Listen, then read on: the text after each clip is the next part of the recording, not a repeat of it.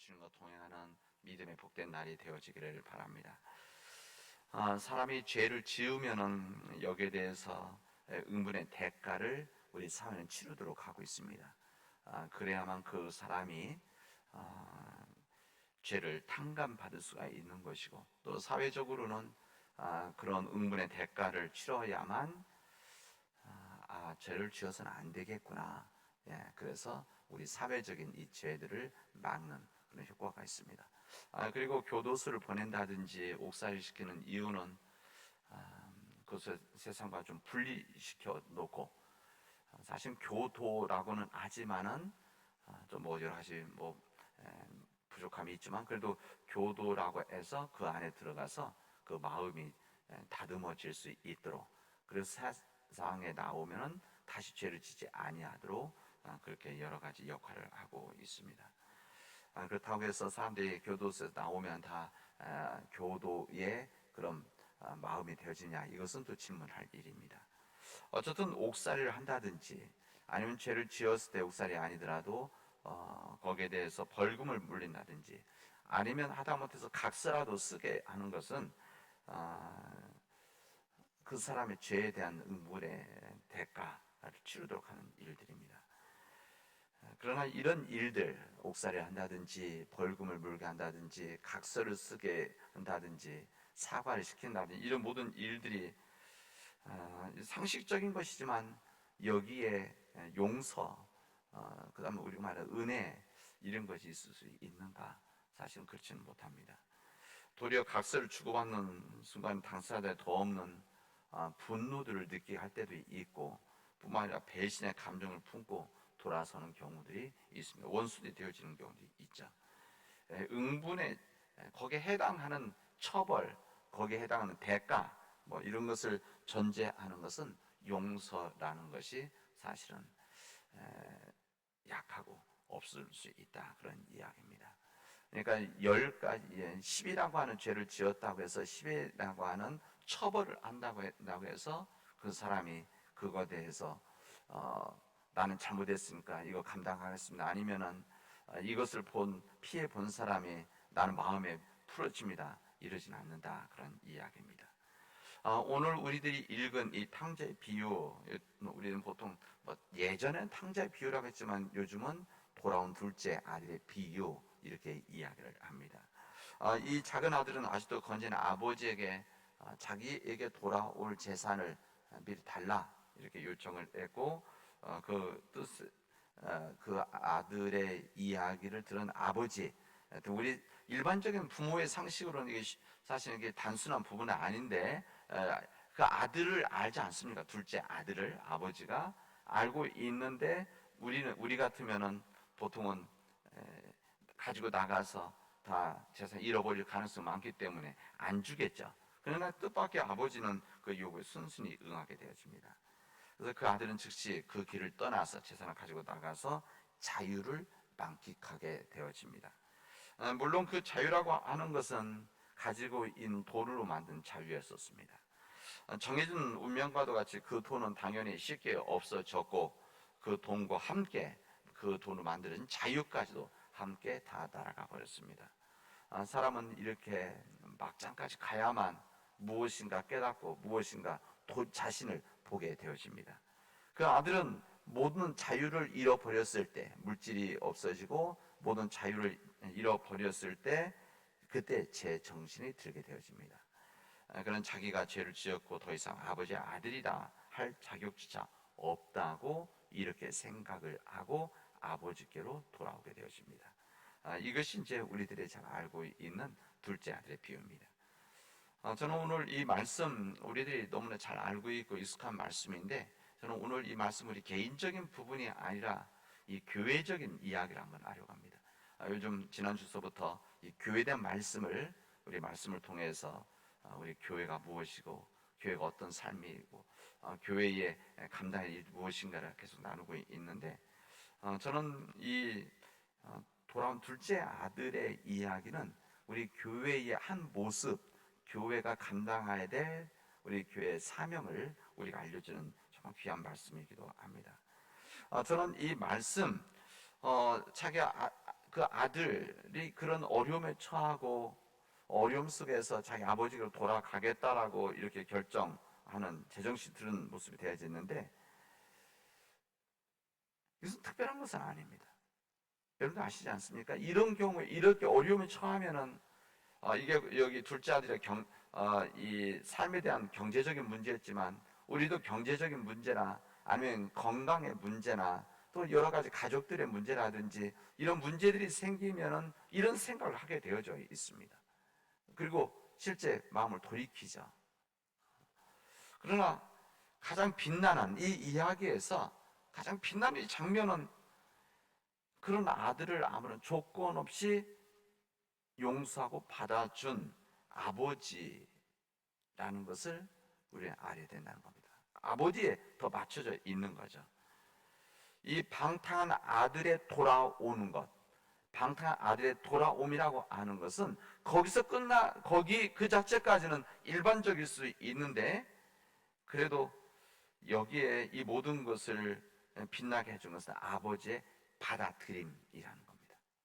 그러니까 그 아들이 돌아오는 것, 돌아옴, 이것과 비교된다고 한다면 그 아버지의 받아주심, 이것이 바로 이 말씀에 빛을 나게 해주는 것이다 하는 말씀입니다. 이 아버지가 받아들이지 않았다고 하면 그 아들은 그래도 아들인 것을 아마 내세워서 아마 고집하고 그냥 비집고 들어와 있을지도 모릅니다. 아마 그 아버지가 따졌을지도 모르죠. 아버지, 그래도 내가 재산 다 잃었지만 내가 그래도 아들 아닙니까? 아마 따지고 들어왔을지도 모릅니다. 그러나 아버지는 아마 그래도 무조건 받아들였을 것입니다. 그게 어떤 조건도 붙이지를 않았을 것입니다.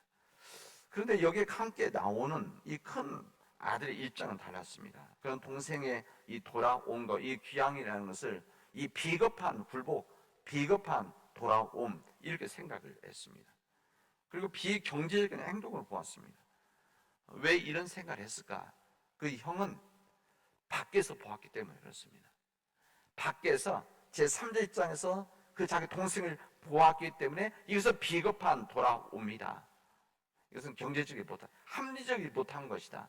이것을 합리적으로 받아주면 안 된다. 이런 생각을 하게 되어지는 것이죠. 이런 형, 사실은 그 동생 돌아온 둘째 동생만큼이나 문제가 있는 인물이었습니다. 그는 아버지의 사랑을 당연하게 여겼고 힘들게 찾아온 동생에 대해서는 일말의 동정심도 없이 그를 내쳤던 그 형이었기 때문에 그렇습니다. 그래서 사실 이 아버지에게는 두 아들이 다 문제였었습니다. 두 문제아를 둔 아버지죠. 그러나 이 두 문제아를 둔 아버지는 작은 아들에게는 나의 이 아들은 죽었다가 살아났고 내가 잃었다가 되찾았다, 이렇게 이야기를 합니다. 그리고 큰 아들에게는 얘야, 너는 늘 나와 함께 있지 않았느냐, 또 내가 가진 이 모든 것들은 다 네 것이 아니냐, 이렇게 말씀을 합니다. 그리고 위로를 하죠. 두 아들을. 아버지는 두 아들을 보면서, 아까 형은 밖에서 그 동생을 보았다고 한다면 이 아버지는 안에서 큰 아들을, 안에서 작은 아들을 본 것이라고 할 수가 있습니다. 오늘 우리가 이 말씀을 읽고 마음을 열어보려고 하는 것은 저는 교회에 대한 이야기입니다. 저는 이 말씀이 항상 개인적인 부분, 내가 하나님 용서함 받은, 그럼에도 불구하고 용서받은 이 말씀을 항상 묵상하고 읽었는데, 오늘 이 말씀은 다른 부분에서 교회가 바로 아버지의 마음을 담아야 되겠다. 우리 교회라는 데는, 교회 공동체는 바로 이 아버지의 마음을 가진 자들이 모인 공동체여야 된다, 이런 말입니다. 우리 교회라는 것은 바로 돌아오는 자들의 안식처여야 된다. 우리 요한복음 14장에 보면은 우리 장례식 때 읽는 말씀이지만은, 거기에 보면 내 아버지의 집에는 있을 곳이 많도다, 그렇게 되어 있지 않습니까? 내 아버지의 집에는 있을 곳이 많도다. 여러 가지 이유로 교회를 떠난 사람들이 있습니다.